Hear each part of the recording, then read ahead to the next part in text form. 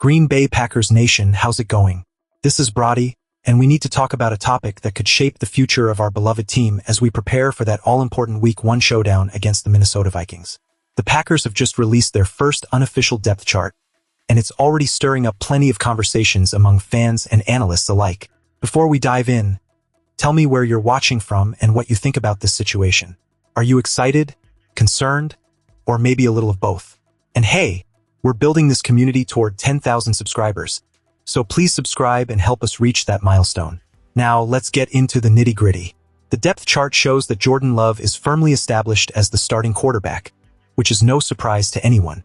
He's been working hard, and it's about time the Packers hand him the keys to the offense. On the offensive line, we see Jordan Morgan at left tackle, but beyond that, things are starting to look murky. The Packers have some serious decisions to make as they head into their first preseason game against the Pittsburgh Steelers. Head coach Matt LaFleur hinted at the possibility of playing starters, something he's emphasized in the past as a way to minimize injuries during the regular season.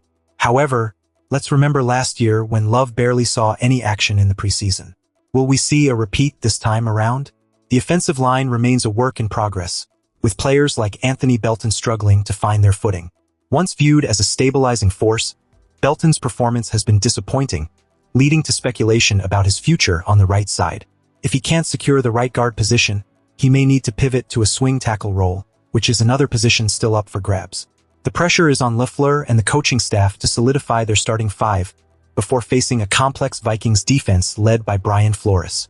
They've acknowledged the need for consistency, especially considering some key players have been absent from practice. Now, let's shift our focus to the backup positions. One name that's been rising is John Williams, a 7th-round pick who missed his rookie season due to injury. Now, he's poised to take on the backup left tackle role, and it'll be fascinating to see how he performs against the Steelers. On the defensive side, Kamal Hadden is stepping up as the backup nickel corner, especially with Javon Bullard dealing with a minor foot injury. Hadden's journey back to the field is inspiring, and his versatility could be a real asset if Bullard needs to miss time. Coach LaFleur has high praise for Bullard, emphasizing his impact on the team and the way he embodies the mentality they're striving for. As we look at the cornerback situation, Carrington Valentine and Keyshawn Nixon are currently listed as starters, but Valentine's recent leg injury opens the door for rookie Brandon Cisse to make his mark. Competition is fierce, and it'll be interesting to see how this shakes out throughout the rest of training camp. Then there's the edge position, where Lucas Van Ness and Baron Sorrell are expected to lead the charge.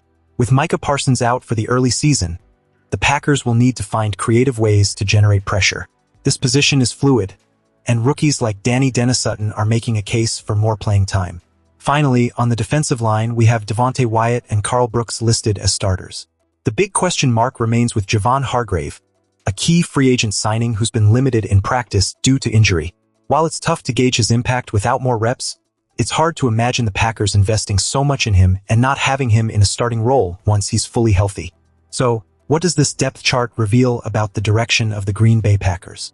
It highlights the uncertainty and competition among the roster as they prepare for a crucial season ahead. Can Jordan Love rise to the occasion? Will the offensive line gel in time? And how will the young players step up? I want to hear your thoughts. What are your biggest takeaways from this depth chart? And don't forget to subscribe to help us reach that 10,000 subscriber goal.